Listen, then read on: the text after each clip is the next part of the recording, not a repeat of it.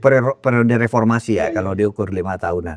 Sehingga teorinya Huntington itu menjadi tidak berlaku di Indonesia dalam proses konsolidasi demokrasi itu kan kata Huntington kan perlu 2 periode saja. Betul. 1 periode itu anomali karena orang baru berganti, aturannya yang lama tak cocok, yang baru belum ada.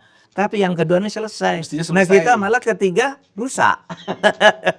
Kita satu setengah aja jalan, sesudah itu setengah periode kedua mulai busuk sampai periode ketiga dan seterusnya kan sudah. Jadi kita lihat demokrasinya itu mulai turun lagi, korupsinya muncul, politik uang merebak.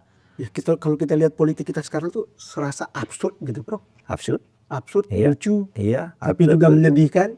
Absurd, lucu, menyedihkan, menjijikkan.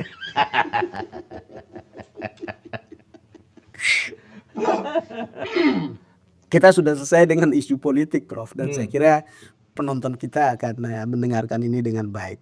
Ya. Kita berikutnya soal, Prof. Reformasi polisi, reformasi Polri, yang Prof. Mahfud sendiri menjadi salah satu tim penting. Dan saya mendengar Prof itu suaranya paling vokal di tim itu, benar nggak? Iya, nggak tahu ya. Ada yang ngintip.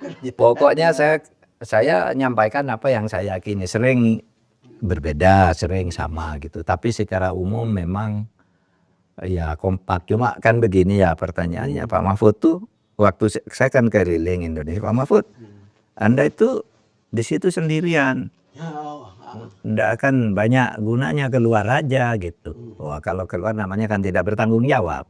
Wong saya kan diminta dulu belum ada anggotanya. Siapa sih anggotanya ketika Pak Prabowo minta agar saya jadi itu, oke, saya bersedia nih, saya tahu nih masalah Polri banyak, saya bilang. Nah ketika diangkat, orang-orangnya kok banyak jenderalnya juga gitu kan, saya nggak boleh mundur, iya kan? Ya saya terus, kalau gitu saya kan tidak milih tim sendiri, jadi saya harus bekerja dengan mereka. Dan gini loh Mas Don, saya melihat ada semangat yang sama ya di kalangan Polri itu untuk memperbaiki diri juga. Artinya mereka sudah tahu apa sebenarnya keluhan masyarakat terhadap Polri. Cuma cara penyelesaiannya itu yang harus kita cari. Karena masalah-masalah yang dirumuskan oleh Polri itu semua aturannya udah ada, bagus-bagus kok. Semua aturan sudah ada, bagus lagi. Iya, coba tanya. Apa Mas Don, umur Polri sudah begini. Saya tunjuk aturannya ada bahwa itu tidak boleh. Tapi yang menindak itu siapa? Ya. Misalnya pemerasan, premanisme, silent blue code, tahu istilah silent blue code itu? Silent blue code itu kalau di Amerika disebut kolusi antar saling melindungi di antara polisi, iya disebut blue karena sana polisi bajunya kan biru, kalau sini silent brown code. Jadi kalau Mas Don polisi, saya polisi, Mas Don melanggar, saling tutup, atau saling bagi. Yang terjadi sebetulnya saling setor kan? Saling setor.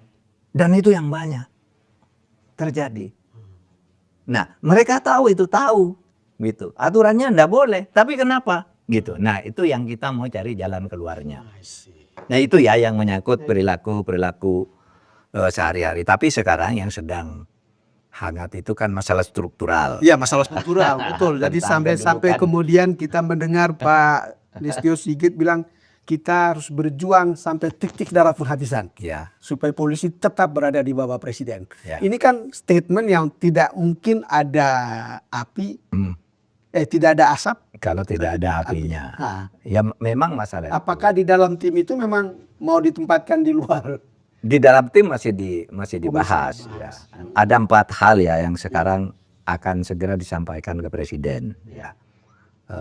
Tapi sebelum disampaikan ke presiden kan tidak bisa kita sampaikan ke publik. Cuma hal itu bisa disebut. Pilihannya apa? Misalnya apakah polisi itu di bawah kementerian? Apakah seperti sekarang langsung ke presiden? Ada yang mengatakan langsung aja ke presiden. Karena ini kan produk reformasi. Ya, satu kebanggaan yang dulu kita perjuangkan agar polisi itu lepas dari TNI. Udah langsung ke presiden aja gitu. Dan di awal-awalnya juga sangat bagus kan. Sangat bagus itu hasilnya kan, hanya beberapa waktu terakhir ini lalu menjadi politis. Ada yang bilang harus ada akuntabilitas politiknya dong. Akuntabilitas politik. Iya, harus ada menteri, apa menteri kepolisian nasional, apa apa menteri dalam negeri atau apa gitu ada. Nah itu kan terjadi perdebatan. Nah semangat core mereka di polisi sendiri macam-macam, Pak. Macam-macam dalam arti banyak juga yang sangat tidak puas terhadap kinerja Polri. Purnawirawan sangat tidak puas. Setelah purnawirawan. Purnawirawan pun internal yang aktif. Oke. Saya kan jalan kemana-mana. Saya didatangi orang di mana-mana. Kan ketika saya diangkat oleh presiden kan berarti orang berhak untuk melapor ke saya, memberi data orang dalam, by name, by case, ini, saya punya gitu. Nah sesudah gitu saya ngambil kesimpulan memang keinginan masyarakat agar Polri itu sebagian masyarakat Polri diletakkan di bawah langsung presiden, ada yang bilang ke kementerian. Tapi kalau bicara Polri sendiri, apakah yang marah kepada institusinya, apa yang suka, mereka mengatakan pokoknya tetap langsung kepada presiden. Nah, itu sebabnya kita memahami sikap Pak Listio Sigit, tetapi itu sikap Pak Listio Sigit di DPR. Di DPR, betul. Tidak mewakili Komisi Reformasi dia. Nanti di Komisi Reformasi kita akan bicara kan gitu. Secara rasional aja didengar Atau semua. memang perlu Pak Listio Sigit ingin dapat support dari DPR sampai ada sikap kayak begitu. Iya, bisa saja, Iya. bisa saja. Itu satu ya masalah gunaan Polri yang sekarang. Yang kedua masalah apakah Kapolri itu dipilih oleh DPR atau tidak. Dulu kita ingin ya agar presiden tidak sewenang-wenang menggunakan Polri, biar ini dipilih DPR aja, diusulkan oleh PRB. Dan hasilnya awal-awalnya bagus. Tapi lama-lama terjadi transaksi politik dengan DPR. Saya anggota DPR, jadi kalau diminta buktinya saya banyak itu. Transaksi politik. Bahkan juga transaksi uang. Jadi begitu dipilih DPR tuh, DPR bisa ngancam-ngancam anggaran, ya kan? Bisa nitip itu, teman saya udah lama tuh nggak jadi Kapolda, sudah waktunya tuh teman saya tuh mau sekolah, anak saya mau masuk Akmil dan Akpol dan sebagainya. Ini transaksi. Kalau pemilihan pejabat Pak, itu ya itu ada bukan hanya transaksi. Saya tidak akan mengatakan sekarang ini apa ya Panda ada operasi uang. Waktu zaman saya operasi uang ada. Kan saya dulu ikut Kelihatannya belum banyak berubah, Prof. Kelihatannya tidak banyak berubah. Kalau rekrutmen lewat itu pakai uang gitu. Transaksi. Kalau saya malah menduga makin parah. Tapi saya kan tidak bukti duga. Iya. Tapi kalau saya minta bukti zaman saya aja. Dulu sudah mulai orang mau pemilihan tuh rumah anggota DPR datangi satu-satu. Pemilihan ini besok. Habis itu meninggalkan amplop.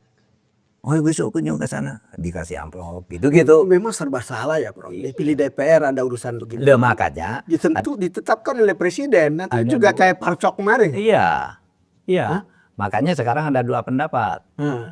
Udahlah serahkan ke presiden, gitu. Biar Polri sendiri nih mengelola.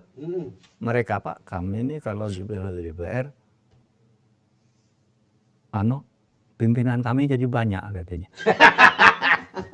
Yang nyetir itu. Iya. Ketua partai, titip. Parlemen, titip. Ketua komisi, nitip inilah, nitip orang, nitip proyek. Anggaranmu besok disetujui begini, tapi besok begini. Misal. Itu dari pusat sampai ke daerah-daerah. Itu kalau dipilih oleh DPR. Iya. Nah oleh sebab itu ada keinginan. Nanti nggak usah pilih presiden, biarlah itu kan urusan presiden. Kalau urusan politik itu, ya memang begitu gitu. Tinggal bagaimana DPR ngawasi, bagaimana rakyat ngawasi, bagaimana media mengawasi gitu. Nah ini juga masalah yang kedua. Masalah yang ketiga, sekarang ini pengawasan terhadap Polri selama ini lemah, sehingga ada pemikiran agar Kompolnas itu ya dinaikkan, statusnya disejajarkan menjadi counterpart Polri, sehingga nanti Kompolnas yang selama ini kan Maunya dulu ngawasi Polri agar, tapi kan selama ini menjadi bawahan Polri, Polri. menjadi juru bicara Polri juga, selalu membela Polri kan, nggak ada.